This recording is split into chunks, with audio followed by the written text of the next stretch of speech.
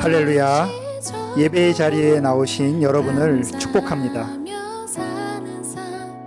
내게 주신 작은 일 나눠주며 사는 삶, 이것이 나의 삶의 행복이라오. 이것이 행복이라오. 이제 사도신경으로 우리의 신앙을 고백하겠습니다. 나는 전능하신 아버지 하나님, 천지의 창조주를 믿습니다. 나는 그의 유일하신 아들 우리 주 예수 그리스도를 믿습니다. 그는 성령으로 잉태되어 동정녀 마리아에게서 나시고 본디오 빌라도에게 고난을 받아 십자가에 못 박혀 죽으시고 장사된 지 사흘 만에 죽은 자 가운데서 다시 살아나셨으며 하늘에 오르시어 전능하신 아버지 하나님 우편에 앉아 계시다가 거기로부터 살아있는 자와 죽은 자를 심판하러 오십니다. 나는 성령을 믿으며 거룩한 공교회와 성도의 교제와 죄를 용서받는 것과 몸의 부활과 영생을 믿습니다. 아멘.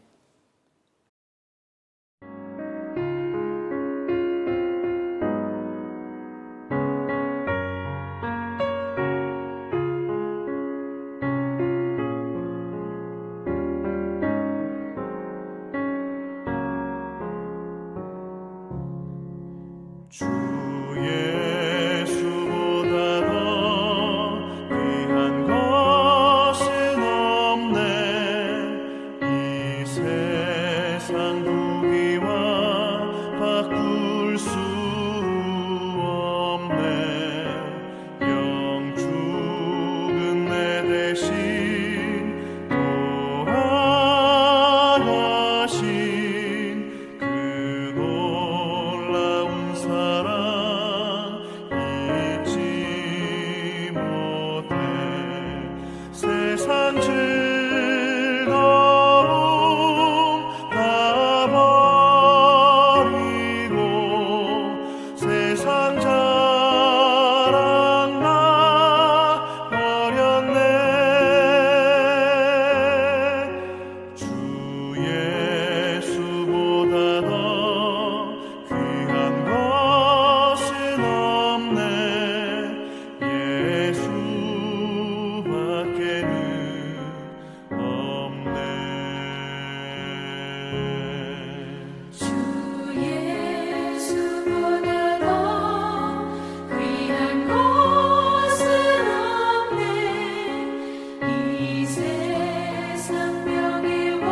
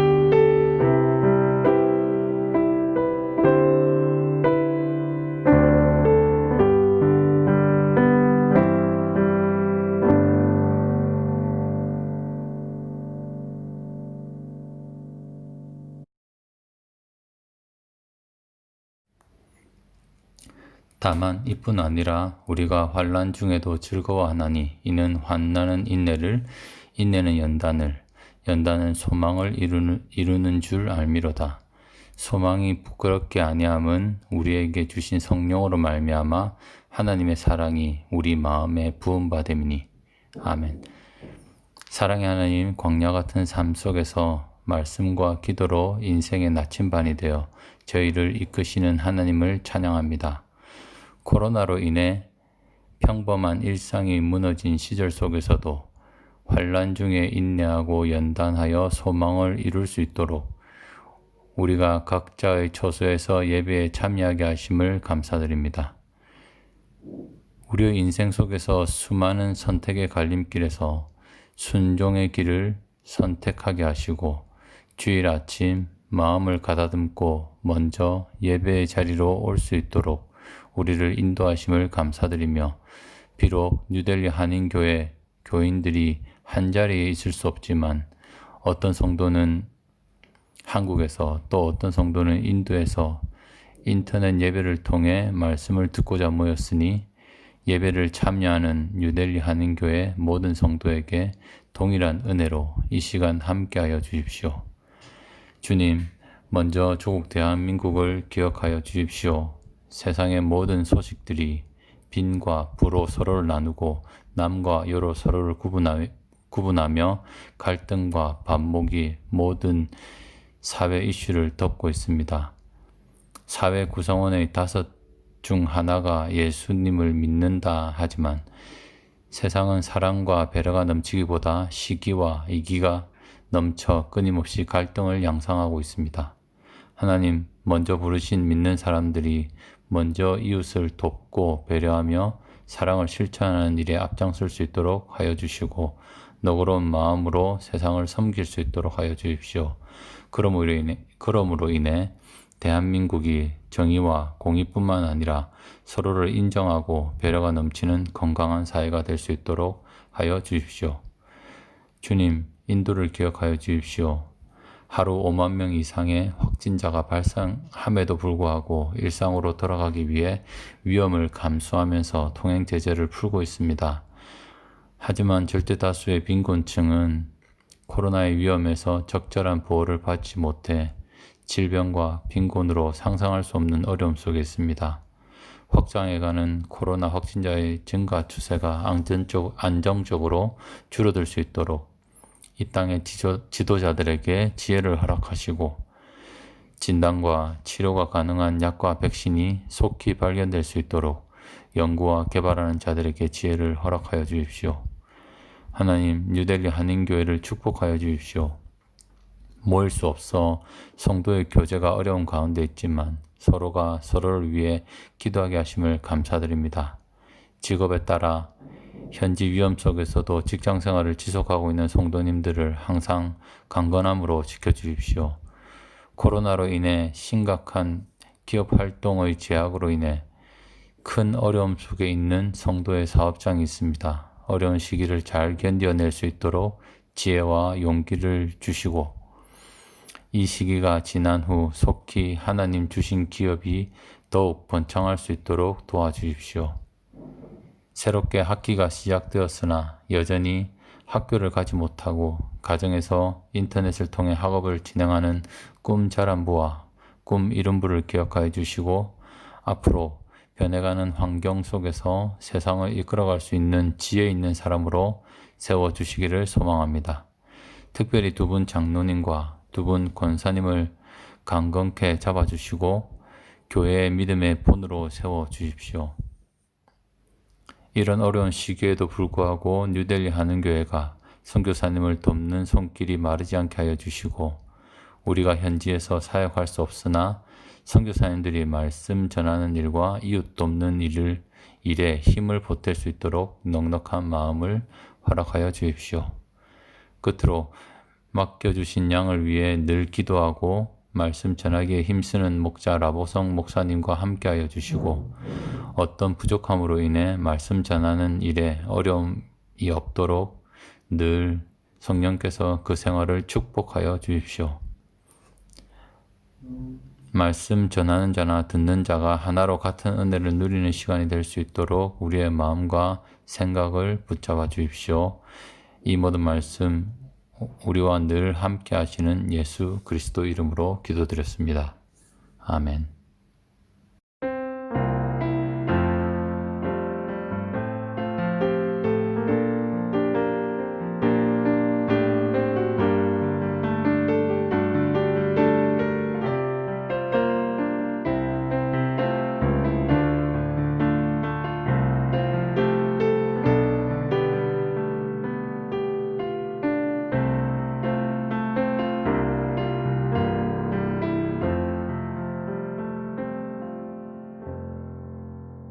할렐루야. 우리 함께 가슴에 손을 얹고 먼저 기도하시겠습니다.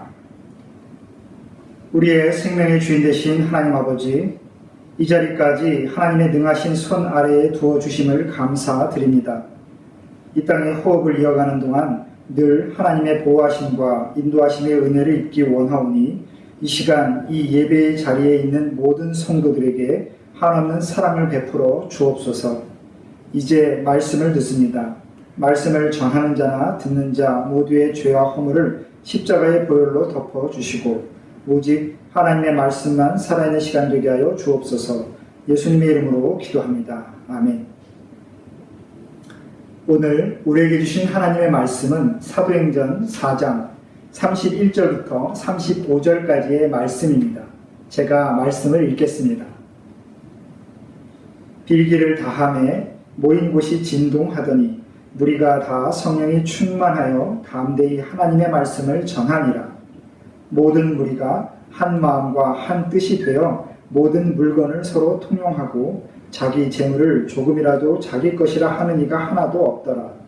사도들이 큰 권능으로 주 예수의 부활을 증언하니 무리가 큰 은혜를 받아 그 중에 가난한 사람이 없으니 이는 밭과 집 있는 자는 팔아 그 판 것의 값을 가져다가 사도들의 발 앞에 두매 그들이 각 사람의 필요를 따라 나누어 줍니다. 아멘. 할렐루야. 한 주 동안 잘 지내셨습니까? 저는 최근에 이곳 인도에 계신 몇 분의 목사님, 성도님들을 만나볼 수 있는 기회가 있었습니다. 다들 공통적으로 하시는 말씀들이 있었죠. 그것은 요즘 생활하시면서 일상생활도 참 많이 불편하지만 무엇보다 신앙생활에 제약이 주는 그 불편함이 사람을 더 지치게 한다라는 말씀이었습니다. 어떻게 보면 자기 주도형 신앙생활을 하게 되는 요즘이 우리의 믿음을 더 성장시킬 것 같지만 그것이 쉽지 않다라는 것이 우리의 깨달음이 아닌가 싶습니다. 우리의 교회는 학교가 아니지요. 우리의 신앙, 우리의 믿음은 하나님의 말씀을 우리의 삶으로 살아내면서 우리의 삶 가운데 있는 하나님의 은혜를 발견해내고 또한 교회, 하나님의 공동체 안에서 그 은혜에 대한 감사함을 나눔으로 우리는 영적인 힘을 얻게 됩니다. 그러한 영적인 힘을 얻을 수 있는 그 만남의 자리가 없음에 대해서 우리는 참 많이 불편해하고 또 무기력해하고 있습니다. 아니 조금 다르게 말하면 그러한 교회 안에서의 만남 또 영적인 그 힘을 주고받을 수 있는 그 기회를 그리워하고 있다라고 말하는 것이 옳겠지요. 최근 미국 뉴욕의 리디머 교회를 목회하시는 팀 캠벨 목사님이 인터뷰를 하셨는데 이런 내용을 언급하셨습니다. 그분이 말씀하시기를 요즘의 현대인들은 불확실한 미래, 불안정한 현실 가운데에 변하지 않는 가치를 찾아서 아마 많은 사람들이 교회를 오게 될 것이라고 말씀하셨습니다. 하지만 그와 반대로 교회의 역할, 또 교회의 사역들, 또 헌금을 통한 교회의 재정은 많이 감소되고 또 약화될 것이다 라고 전망하셨지요. 많은 이들이 교회의 위기라고 이야기하는 요즘이 어떻게 보면 우리 안에 있는 거룩함과 신실함을 더 강하게 세워갈 수 있는 그러한 은혜의 시간이 아닌가 생각됩니다. 아마 저 말고도 많은 분들이 공감하시리라 생각됩니다. 혹시 사금이라고 모래 안에 있는 금을 찾기 위해서 이렇게 채로 거르는 것 혹시 아십니까? 예전에 우리의 시골에서는 그 알곡과 가라지, 그 곡식의 껍질을 갈라내기 위해서 이렇게 키질이라고 이렇게 그 곡식을 담아놓고 채에 거르는 그러한 일들을 했는데 혹시 기억하시는 분이 계실지 모르겠습니다. 저는 요즘에 이러한 현실을 보면서 하나님께서 이 땅의 교회, 우리 성도들을, 아니 이 땅의 모든 사람들을 하나님의 채에 넣고 흔드셔서 우리 안에 있는 거룩함과 신실함을 솎아내고 계신 건 아닌가 하는 그러한 생각이 들었습니다. 지금까지 우리가 사람들의 시선을 의식하면서 어떻게 보면 정해진 일상의 루틴같이 교회 생활을 반복적으로 그냥 했었다라면 이제는 정말 말씀이 그립고 기도의 자리가 간절해져서 하나님을 찾게 되는 그러한 은혜의 시기가 우리 안에 더 풍성히 도래하고 있다라는 생각이 듭니다. 아마 저뿐만 아니라 많은 분들이 그렇게 생각하시리라 생각합니다. 코로나 바이러스로 인한 이 시대를 살면서 하나님께서 정말 양과 염소, 알곡과 가라지를 거르시기 위해서 이 땅을 흔들어 정말 좋은 것만을 남기려고 하실 때에 저와 여러분이 그 하나님의 손 안에 남는 하나님 나라의 보물이 되면 좋겠습니다. 우리의 믿음, 우리의 예배, 또한 우리의 교회가 정말 교회답고 성도답고 우리다운 모습으로 새롭게 하나님의 질서 가운데 나아가게 되기를 다시 한번 기도합니다. 이렇게 이 땅에 우리를 놓고 이렇게 채로 걸으시는 하나님의 모습을 상상하면서 오늘 말씀을 묵상하시다가 제 눈에 가장 깊은 인상을 남긴 구절이 있었습니다. 그것은 무엇이었냐면 바로 모인 곳이 진동하더니 라는 구절이었죠. 땅을 흔들어 성도들을 일깨우시는 하나님의 마음이 오늘 이 예배를 드리는 저와 여러분에게도 전해지기를, 그러한 하나님의 울림이 있기를 다시 한번 소망합니다. 무엇보다 우리에게 신선한 충격을 주는 말씀은 바로 본문 31절입니다. 오늘 말씀의 배경에서 베드로와 요한이 감옥에 갇혔다가 풀려난 이후에 모든 성도들이 함께 모여 담대하게 기도하게 됩니다. 그리고 나서 하나님의 응답이 그곳에 하나님께서 임재하심으로 나타나게 되지요. 성도들 모두가 성령으로 충만해졌고 담대해졌으며 하나님의 말씀을 더욱 뜨겁게 전하는 일이 기도를 다한 후에, 오늘 말씀의 본문에서 빌기를 다한 후에 그러한 현상들이 일어납니다. 그런데 본문은 그러한 일들의 배경 가운데 특별한 어떠한 현상이 그들에게 경험됐다라고 기록하고 있죠. 그것이 무엇일까요? 네, 바로 그들이 모인 곳이 진동했다라는 것입니다. 기도하는 사람이 기도를 열심히 하다 보면 사람의 몸이 떨릴 때가 분명히 있습니다. 하지만 오늘 표현은 사람이 떨린 것이 아니라 그들이 모였던 그 장소, 땅이 진동했다라고 분명히 우리에게 전해줍니다. 하나님의 임재가 땅의 진동으로 그곳에 나타난 것이죠. 성경에는 이렇게 하나님의 임재가 땅의 진동으로 나타난 경우가 있었습니다. 우리가 잘 아는 본문 중에 예수님께서 십자가에서 돌아가신 이후 성소의 휘장이 위에서부터 아래로 찢어지고 그곳에 땅이 흔들리며 바위가 터져 나갔다라는 그 말씀을 우리는 기억하고 있지요. 또 사도행전 16장에 보시면 바울과 실라가 빌립보 감옥에 갇혀 있었을 때에 그곳에 땅이 진동하고 감옥이 흔들려서 그 옥문이 부서지고 그들이 찾던 쇠사슬이 다 풀어졌다라는 기록도 우리는 이미 알고 있습니다. 오늘 본문도 기도에 대한 강력한 응답이 바로 하나님의 임재로 나타나면서 땅이 흔들렸다, 이렇게 우리에게 증거되고 있습니다. 이렇게 우리 모든 기도의 자리마다 하나님의 임재가 강력한 울림으로 나타나기를 다시 한번 소망합니다. 여러분 혹시 땅이 흔들리는 경험, 그러한 지진에 대한 그런 경험 해보신 적 있으십니까? 최근 이 락다운 기간을 지내면서 몇 번 인도에서 이 땅이 흔들리는 지진의 경험을 하게 되었습니다. 물론 크게 뉴스에 나오거나 이슈가 되진 않았지만 저 외에 사람의 몸 외에 온 집이, 이 땅이, 온 세상이 흔들리는 그 느낌은 정말 묘하게 불쾌감을 주고 또한 불안함과 함께 아주 두려움까지 전해주더군요. 하지만 오늘 이 성도들은 그러한 땅의 흔들림 가운데서도 어떠한 불안함이나 두려움을 느끼지 않고 있습니다. 왜냐하면 자신들이 지금 기도 이후에 하나님의 임재를 경험하였고 그 땅의 흔들림을 체험하면서 이 땅이 흔들리는 이 일이 왜, 누구로부터, 어디에서부터 시작되었는지를 그들은 이미 알고 있었기 때문에 그렇습니다.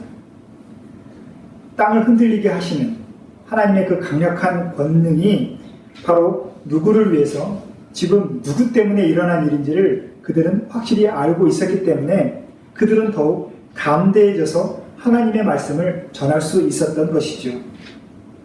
그러면 우리는 여기서 이렇게 반문해 볼 수 있습니다.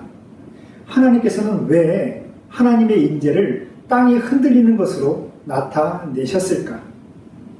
우리가 구약 성서나 다른 성경의 본문을 찾아봤을 때 바람이 불거나 자연스럽게 불이 붙는 여러 가지 현상으로도 하나님의 임재를 나타내실 수 있는데 왜 굳이 땅이 흔들리는 그러한 경험을 이들에게 하게 하셨을까? 라는 그 의문을 가질 수 있다는 것이죠. 모인 곳이 진동케 되는 그 하나님의 임재, 그 이유를 알기 위해서는 우리는 오늘 본문을 전체의 한 단락으로 보고 한번 읽어보고 이해해야 합니다.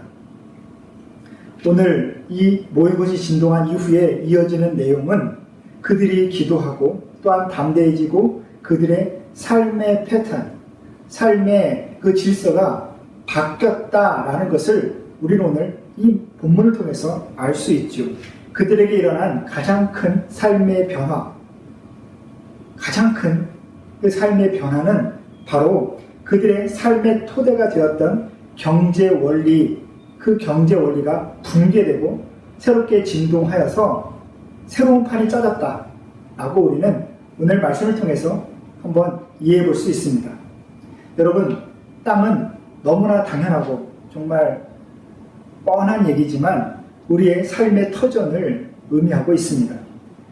이 땅에 있는 모든 생명은 땅의 소산물, 이 땅에서 생산된 것들로 먹고 입고 자면서 삶을 살아갈 수 있지요. 그래서 그 누구도 이 땅에 속한 경제 원리에서 자유로울 수 없습니다. 그래서 우리는 흔히 입버릇처럼 이런 얘기를 하죠. 이 모든 게 먹고 살자고 하는 것인데 정말 높은 가치의 어떠한 일을 소망하고 있고 나는 정말 어떠한 높은 목표를 추구하고 있지만 이 모든 것들은 먹고 사는 일, 그 일에 다 뒤편에 있는 것이 아닌가 우리는 그렇게 생각되어집니다. 이 땅을 살면서 공중에 떠서 살 수 없듯이 우리가 이 땅을 밟고 살 수밖에 없듯이 우리가 먹고 사는 것과 연관된 모든 경제 원리 가운데 우리의 삶이 자유로울 수 없다라는 것을 우리는 인정할 수밖에 없죠. 그런데 오늘 이 초대교회 안에서는 그러한 우리의 당연한 삶의 토대가 지금 진동하고 흔들려서 새롭게 판이 짜지고 있습니다. 그들이 정말 짚고선 그 삶의 터전이 하나님의 임재를 경험한 이후에 전혀 새로운 모습으로 바뀌었다라고 오늘 말씀은 우리에게 증거하고 있습니다. 갑자기 그 은혜를 경험한 다음에 성도들이 물건을 공동으로 사용하고 사적인 소유를 다 포기하고 있다라고 말씀은 우리에게 그때의 상황을 전해주고 있지요. 자신들이 필요 이상으로 가진 것들을 교회로 사도들 앞에 갖다 놓고 사도들은 그것을 성도들의 필요에 따라 식구가 많은 집엔 많이 주고 식구가 적은 집에는 적게 주면서 그렇게 공평하게 나눠주었다라고 말하고 있습니다. 그 결과 공동체 안에 가난한 자가 존재하지 않았다라고 그렇게 경제적 이상향의 모습이 펼쳐졌다라고 오늘 말씀은 그 놀라운 임재의 결과를 가르쳐 줍니다. 지금까지 자신들이 딛고 살아온 그 과거로부터 전해 내려온 그 삶의 토대와는 완전히 다른 새로운 질서로 그들이 살게 되었다라는 것입니다. 이러한 일들을 우리가 단지 어떠한 기존 질서에 대한 저항, 과거로부터의 어떠한 탈출, 이렇게 구분되어서 획일적으로 생각할 필요는 분명히 없습니다. 오늘 성경은 이 토대의 진동, 새로운 삶의 질서로의 나아감이 어떠한 무질서와 혼란스러운 갈등과 분열을 준 것이 아니라 분명한 것은 바람직한 방향, 이걸 좀 더 성경적으로 말씀드리면 하나님 나라의 그 모습으로, 하나님 나라의 삶의 모습으로, 하나님 나라의 삶의 그 토대가 되는 그 기반이 이들의 삶 가운데 드디어 펼쳐졌다라고 우리에게 의미를 전해주고 있는 것입니다. 정말 한마디로 정리해드리면 하나님 나라의 질서가 이 땅의 삶의 질서로 꿰뚫고 들어오는 일이 바로 모인 곳이 진동하여 하나님의 임재가 경험된 이후에 바로 일어났습니다. 하나님은 이러한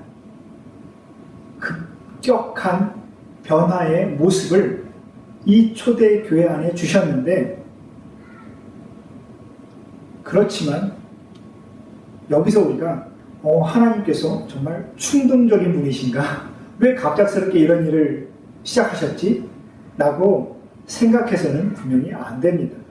하나님께서는 그렇게 충동적이시고 과격한 분이 분명히 아니시죠. 하나님께서는 원래 하나님의 백성을 부르셨던 그 출애굽 때부터 바로 그 이스라엘 백성을 통해서 우리에게 하나님 나라의 질서를 가르쳐 주셨습니다. 그리고 하나님의 마음을 분명히 전해 주셨지요. 우리는 그러한 하나님의 계획, 이미 오래된 그 하나님의 계획을 알기 위해서 신명기 15장의 말씀을 다시 한번 읽어볼 필요가 있습니다. 한번 신명기 15장 4절부터 10절까지의 말씀을 저와 여러분이 같이 함께 읽겠습니다. 내가 만일 내 하나님 여호와의 말씀만 듣고 내가 오늘 내게 내리는 그 명령을 다 지켜 행하면 내 하나님 여호와께서 내게 기업으로 주신 땅에서 내가 반드시 복을 받으리니 너희 중에 가난한 자가 없으리라. 내 하나님 여호와께서 내게 허락하신 대로 내게 복을 주시리니 내가 여러 나라에 꾸어 줄지라도 너는 꾸지 아니하겠고 내가 여러 나라를 통치할지라도 너는 통치를 당하지 아니하리라. 내 하나님 여호와께서 내게 주신 땅 어느 성읍에서든지 가난한 형제가 너와 함께 거주하거든 그 가난한 형제에게 내 마음을 완악하게 하지 말며 내 손을 움켜쥐지 말고 반드시 내 손을 그에게 펴서 그에게 필요한 대로 쓸 것을 넉넉히 구워주라. 삼가 너는 마음에 악한 생각을 품지 말라. 곧 이르기를 일곱째 해에 면제년이 가까이 왔다 하고 내 궁핍한 형제를 악한 눈으로 바라보며 아무것도 주지 아니하면 그가 너를 여호와께 호소하리니 그것이 내게 죄가 되리라. 너는 반드시 그에게 줄 것이요 줄 때에는 아끼는 마음을 품지 말 것이니라. 이로 말미암아 내 하나님 여호와께서 내가 하는 모든 일과 내 손이 닿는 모든 일에 내게 복을 주시리라. 아멘. 할렐루야. 이처럼 하나님은 이스라엘 민족을 부르셔서 가나안 땅으로 인도하실 때부터 처음부터 하나님의 공동체 안에는 가난한 자가 없게 하시기로 마음 먹으셨습니다. 하나님의 자녀에게 복을 주시고 그것을 넉넉히 공유함으로 함께 가짐으로 그 복이 공동체의 복이 되게 하셨고 이 땅의 현실적인 그 문제로부터 불가피하게 발생되는 그 빈부의 격차를 정말 정해진 절차에 따라서 제거될 수 있도록 하나님께서는 이 땅에 하나님 나라의 질서를 분명히 세우셨다라는 것입니다. 그것이 바로 면제년과 희년의 법칙이죠. 그것은 나중에 우리가 함께 다시 한번 살펴볼 것입니다.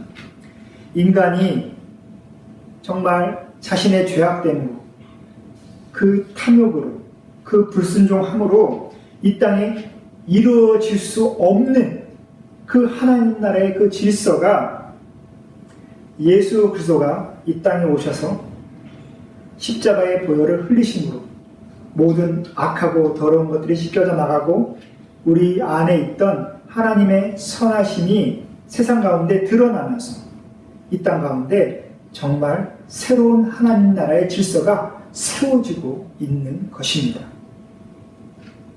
그러한 역사적인 모습, 성령의 권능으로 이 땅이 회복되는 그 하나님 나라의 모습이 오늘 초대교회 안에 지금 나타났습니다. 이러한 새로운 질서의 도래는 일시적인 현상이 아니었습니다. 어떠한 감정적으로 정말 이 때의 성도들이 순간적으로 감동해서 감정이 격해져서 그러한 나눔을 단기간 한순간만 그렇게 실천한 것은 분명히 아니었다라는 말씀을 지금 드리고 있는 것입니다. 왜냐하면 그 이후에 역사의 기록이 그들의 삶을 우리에게 전해주고 있기 때문에 그렇습니다. 4세기경에 로마의 율리아누스 황제는 로마의 전통 종교를 세우기 위해서 기독교를 박해했던 인물입니다. 특히나 당시에는 어떠한 신의 형상도 만들지 않는 이 기독교를 무신론자라고 치부하면서 탄압할 때가 분명히 있었습니다. 당시 로마의 종교는 현실적으로 인간의 욕구, 욕망에 따라서 그 신의 형상을 만들어 놓고 자신들이 바라는 그 소망의 이미지를 신들의 모습에 투영하였지요. 하지만 우리가 십계명에서 하나님의 뜻을 전달받았듯이 당시의 기독교인들은 어떠한 하나님의 형상도 만들지 않고 눈에 보이지 않는 이 땅의 사람들이 보기에는 참 더덥고 허무한 그러한 신앙을 갖고 있었습니다. 그래서 그 당시에 로마 사람들, 특별히 조금 전에 언급해드린 이 율리아누스 황제는 유대인들을 무신론자라고 치부하고 탄압하면서 로마의 전통 종교를 세우고자 그렇게 자신의 정책을, 종교 정책을 집중하였었지요. 하지만 그는 곧 자신의 실패를 자인할 수밖에 없었는데 그때의 그 황제가 기록한 글을 제가 한번 읽어드리겠습니다. 무신론은 나그네들에 대한 친절한 봉사와 죽은 자들의 매장에 대한 관심을 통해 현저한 발전을 이루었다. 그들 가운데는 단 한 명의 거지도 없으며 무신론자인 갈릴리 사람들은 자기네 극빈자들을 돌볼 뿐 아니라 로마의 극빈자들까지 구조하고 있는 반면 우리에게 속한 사람들은 가만히 앉아서 우리가 도와주기만을 바라고 있으니 창피스러운 일이다. 조금 전에 언급해 드린 것처럼 이 글을 기록한 인물은 4세기경의 율리아누스 황제입니다. 오늘 사도행전 말씀의 초대교회 성도들, 그들의 삶 이후에 300년 정도가 흐른 다음에도 여전히 그 로마의 기독교인들이 그렇게 자신의 삶의 질서, 삶의 토대를 하나님의 뜻에 맞추어 살고 있었다라는 것을 우리는 이때의 기록을 통해서 지금 분명히 알 수 있지요. 수백 년 동안 하나님 나라의 모습을 간직하며 그렇게 우리 믿음의 선배들은 살았던 것입니다. 그들이 정말 편안한 일상 가운데 그러한 나눔을 실천했을까요? 아니지요. 우리가 초대교회 역사를 알지만 수백 년 동안 피해 박해를 당하면서도 그렇게 탄압받고 생명의 위협을 받으면서도 그들은 나눔을 실천하고 공동체로서 자신들의 믿음을, 하나님의 말씀을 삶으로 살아내었던 것입니다. 그리고 그 하나님 나라의 새로운 질서를 자신의 자녀들에게 성실하게 전해 주었던 것이지요. 사랑하는 여러분, 예수 그리스도를 믿는다라는 것은 우리의 토대가 이렇게 바뀌는 일입니다. 나를 지탱해주고 나를 존재하게 해준다고 여기던 나의 토대가 뒤흔들리면서 새로운 토대로 나아가는 것이 바로 우리의 믿음, 우리의 신앙입니다. 삶의 중심, 기본은 그대로 놔둔 채 곁에 그 곁가지에 있는 몇 가지만 이렇게 좀 바꾸고 몇 가지 종교적인 어떠한 습관을 새롭게 이렇게 끼워 맞춘다고 해서 우리의 온전한 믿음이 서는 것은 분명히 아니지요. 삶의 가장 기본이 되는 그 근본이 송두리째 바뀌는 것. 그것이 바로 구원받는다라는 것의 의미라는 것을 오늘 본문은 우리에게 가르쳐주고 있습니다. 예수를 믿으면, 그리고 하나님의 말씀이 내 안에 머물면 그렇게 내가 알던 모든 질서, 아니 세상이 그렇게 만들어 놓은 그 세상의 질서가 그렇게 무너져 내리는 것이지요. 성령이 다스리시는 그 새로운 질서에 이 땅의 모든 생명이 다 순종하게 되기를 다시 한번 기도합니다. 그것이 바로 우리의 믿음이고 우리의 구원이며 우리의 회개입니다.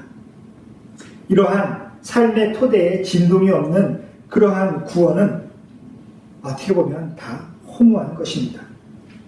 나의 가치관, 내가 지향하는 그 삶의 토대가 굳건하게 존재하는 한 우리는 새로운 하나님 나라의 생명, 새로운 생명을 낳을 수가 분명히 없습니다. 그렇게 몸통은 놔두고 꼬리만 바꾸는 그러한 가식적인 믿음의 모습이 어떠한 결과를 초래하는지 바로 다음 주일에 제가 말씀드릴 아나니아와 삽비라를 통해서 우리는 또 배우게 될 것입니다.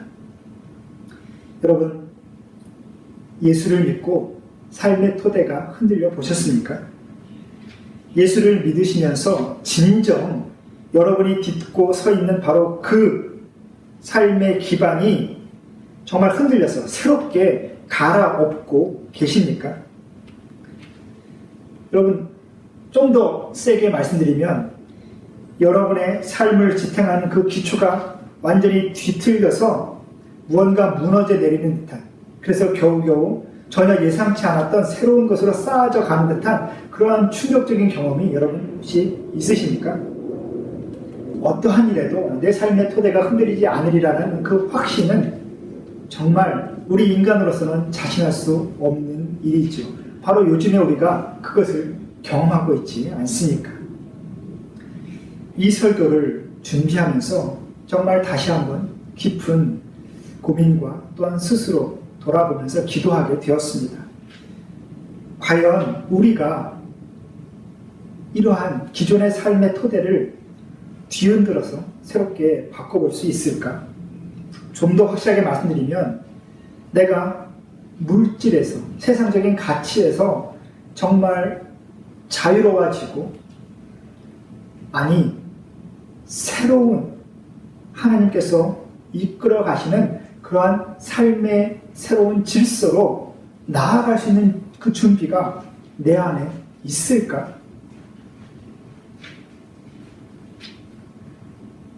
한 걸음 더 나아가서 이 땅의 모든 교회들이 정말 가난한 자가 없는 그러한 교회, 그러한 하나님 나라의 삶을 이 땅에 구현해낼 수 있을까?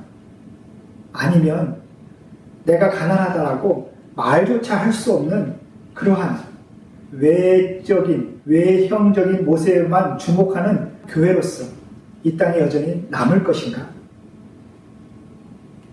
여러분, 무엇보다 우리 모두가 나의 토대를 뒤흔들 그러한 의지도 결단도 없이 우리의 입만 그렇게 살아있게 되지 않을까 하는 그 두려움이 다시 한번 저도 들게 되었습니다. 바로 오늘 말씀을 묵상하면서 말이죠. 여러분, 지금 세계 곳곳이 많이 어렵겠지만 이곳 인도 정말 어려운 현실을 지내고 있습니다. 3월 초에 갑작스러운 락다운으로 인해서 확진자는 좀 잡을 수 있었다라고 판단되지만 갑작스럽게 모든 경제 활동을 중지시키고 나서 이곳의 현실이 정말 극심하게 어려워졌다는 것은 우리가 이미 많이 알고 있지요. 하지만 특별히 이때를 보내면서 그렇게 어려운 현실을 보내면서 저는 이곳 인도에 펼쳐지는 하나님 나라의 소망, 선하신 계획을 다시 한번 보았습니다. 락다운 초기에 많은 나라들이 자국의 대사관을 통해서 자국민들을 많이 철수시켰습니다. 현재 인도에는 외국인들이 거의 남아있지 않지요. 아시아에서도 아마 중국과 우리나라 정도만 아마 있는 것 같습니다. 일본은 이미 전체 자국민들을 다 철수시켰지요. 그나마 우리나라는 국가적으로 철수 권고를 내리지 않았고 일부의 한인분들이 지금 인도에 남아 계십니다. 그런데 코로나 바이러스로 인한 이 두려움 가운데서도 우리 한인분들, 특히나 우리 한인교회와 또 우리 선교사님들 정말 자신의 생명을 담보로 곳곳에서 구제 활동을 펼치시면서 이 땅에 이름 없이 드러내지 않고 여러 가지 아름다운 사역들을 감당하셨음을 우리는 알고 있고 저도 보았습니다. 모두가 어렵지만 그래도 더 어려운 이웃을 위해서 자신의 물질과 힘을 아끼지 않았지요. 특히나 우리 뉴델리 한인교회 성도님들 교회를 통해서 구제헌금을 보내시고 또 곳곳에 도움의 손길을 펼치시면서 간절한 마음으로 정말 궁일한 마음으로 이 땅을 위해서 기도하셨음을 잘 알고 있습니다. 아무 대가 없이 계산하지 않고 나눔의 손을 펼쳐서 이 땅의 가난한 자를 돌아보는 그 믿음의 모습, 믿음의 현실을 보면서 저는 다시 한번 하나님 나라의 소망을 이 땅에서 경험했었습니다. 사랑하는 여러분, 하나님은 우리를 믿는 무리로, 하나님을 믿는 한 공동체로 부르셨습니다. 이 땅의 삶이 홀로 다 감당할 수 없는 것이기 때문에 함께 격려하고 보듬어 가야 되는 그 삶이기 때문에 주님은 우리를 예수 그리스도 안에서 한 몸으로 불러주신 것입니다. 오늘 32절 말씀은 이렇게 시작합니다. 믿는 무리가 한 마음과 한 뜻이 되어. 여기 한 뜻은 그 아래 각주에 있는 것처럼 한 영혼이라는 뜻입니다. 여러분, 각자 다 다른 마음과 다른 영혼으로는 하나님 나라의 일이 결코 이루어지지 않습니다. 제일 먼저 우리는 우리 자신이 결코 홀로 설 수 없는 존재라는 것을 인정해야 합니다. 우리는 역지체의 도움 없이 살아갈 수 없는 연약한 존재들입니다. 이것을 인정하고 받아들이는 순간 우리의 마음은 훨씬 더 깊은 쉼과 평안을 누리게 될 것입니다. 무엇보다 제일 먼저 할 일은 열심히 기도하는 것이죠. 나의 토대를 뒤흔드는 그 성령의 권능에 복종하는 길은, 순종하는 길은 기도밖에 없습니다. 기도하며 하나님의 음성에 내 마음을, 나의 영혼을 맞추고자 하는 그 노력이 우리 안에 있는 그 순종을 이끌어내게 될 것입니다. 적당히가 아니라 오늘 말씀처럼 빌기를 다하며 빌기를 다해야 된다라는 것입니다. 특히나 이 빌기를 다하며라는 헬라어 문장을 더 깊이 해석해보면, 번역해보면 사실 기도로 국한될 수 있는 문장은 아닙니다. 이 빌기를 다한다라는 말은 하나님의 임재를 향해 나아가는 모든 노력을 다한다라는 뜻입니다. 하나님께 나아가기 위한 모든 노력을 다한다. 말씀, 기도, 실천 모든 것을 다 한 다음에 하나님의 임재를 경험하게 되는 것. 그리고 그 다음에 내가 가지고 있었던 그 삶의 질서가 바뀌어버리는 것. 그 모든 것이 바로 오늘 본문 안에 담긴 하나님의 뜻입니다. 빌기를 다하기 전에는 이 땅에 하나님 나라의 일이 펼쳐지는 것이 불가능하다라고 말하면 분명히 안 됩니다. 그리고 우리는 할 수 있는 데까지 하면서 포기하지 않는 마음, 그 인내의 모습이 정말 중요함을 다시 한번 깨달아야 합니다. 우리는 이렇게 얘기할 수 있습니다. 두세 사람의 기도만으로 이 현실을 바꿀 수 있는가? 네, 바꿀 수 있을 것입니다. 두세 사람이 빌기를 다하면 정말 간절함으로 하나님께 나아가기 위해서 몸부림치며 그들의 삶의 질서가 변한다라면 두세 사람의 기도로도 이 땅의 현실이 분명히 바뀔 것입니다. 왜냐하면 그 기도의 자리, 그들이 바라보는 이 땅의 그 현실 가운데 하나님께서 임재하시고 하나님께서 통치하실 것이기 때문에 그렇습니다. 우리의 기도가 이 땅의 토대를 흔드는 하나님의 권능의 팔이 되기를 간절히 소망하면서 우리는 다시 한번 이 땅에 진동이 있게 되기를 소망해야 되겠습니다. 사랑하는 여러분, 우리는 이미 하나님을 만난 사람들입니다. 그리고 우리는 회개하였고 우리의 토대가 진동하여 새롭게 재구성된 것을 우리는 다 알고 있습니다. 저와 여러분이 다 그런 경험 그리고 믿음 이후의 삶을 지금 살아가고 있지 않습니까? 그러나 그것으로 우리가 할 일이 다 끝났다라고 여기면 분명히 안 될 것 같습니다. 한번 이 시기를 겪으며 코로나 바이러스로 인한 이 사회의 변화의 모습 가운데 하나님 나라의 질서가 드러날 수 있도록 우리는 빌기를 다 해야 될 것입니다. 미리부터 이 정도면 되겠지, 충분해, 이렇게 선을 그어놓고 하나님의 임재를, 그 땅의 진동을 제한하지 않게 되기를 다시 한번 소망합니다. 지금처럼 우리의 삶 자체가 흔들리는 것이 어떻게 보면 하나님의 은혜일 수 있습니다. 왜냐하면 새롭게, 정말 새롭게 우리의 삶을 다시 한번 되짚어보고 또 새로운 모습으로 나아갈 수 있는 준비를 할 수 있기 때문에 그렇습니다.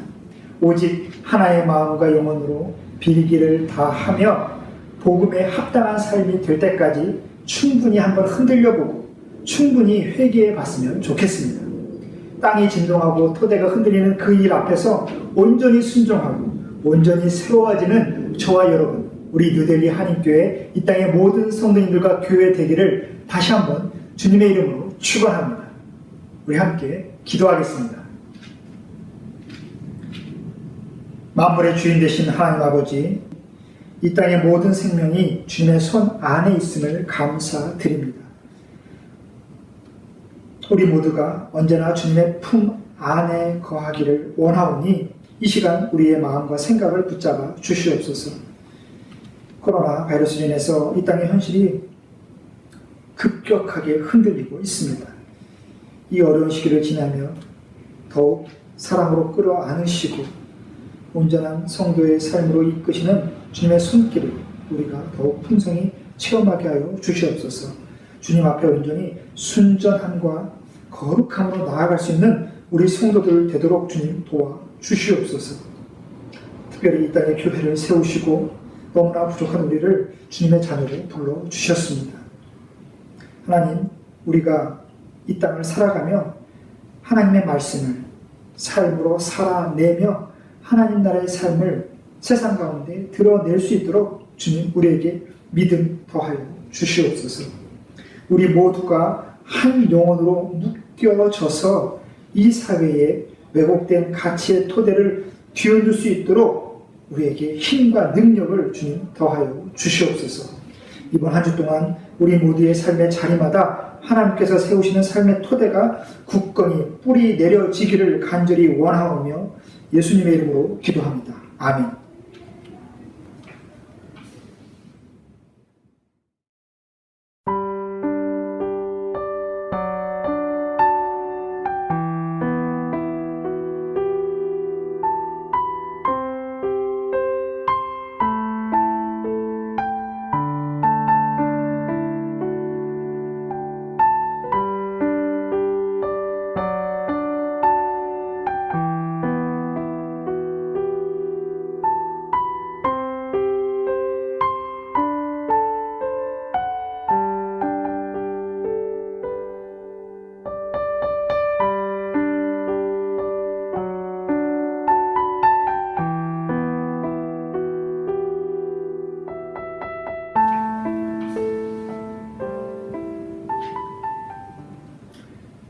사랑과 은혜가 풍성하신 하나님 아버지, 지난 한 주 동안도 우리의 힘겨운 삶의 자리마다 주님의 그늘 아래서 쉴 수 있도록 이끌어 주시고 평안을 누리게 주님 도와주셨음에 감사드립니다.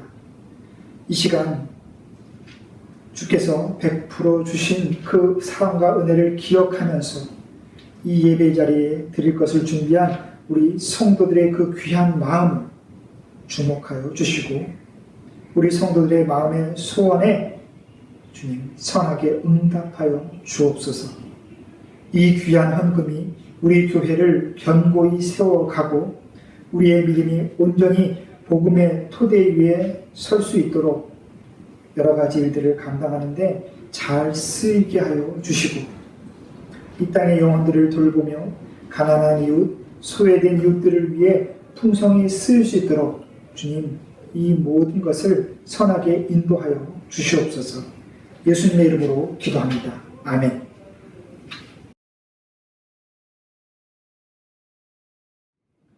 이제는 우리 주 예수 그리스도의 은혜와 하나님 아버지의 다함없는 사랑과 성령 하나님의 감동, 감화, 교통하심의 역사가 이 땅의 삶의 토대를 흔들어 하나님 나라의 삶의 기반을 다져가도록 이끄시는 우리 주의 은혜를 깨닫고 이제 한 영혼으로 묶여 이 땅에 하나님의 부요하심을 전하고자 결단하는 모든 성도들 위해 또한 온전한 진리의 토대 위에 세워지기 위해서 몸부림치고 있는 우리 뉴델리 한인교회 위에 그리고 이 어려운 시기를 견디며 기도의 손을 내리지 않는 모든 주의 종들 위에 지금부터 영원히 함께 하시기를 간절히 축원하옵나이다.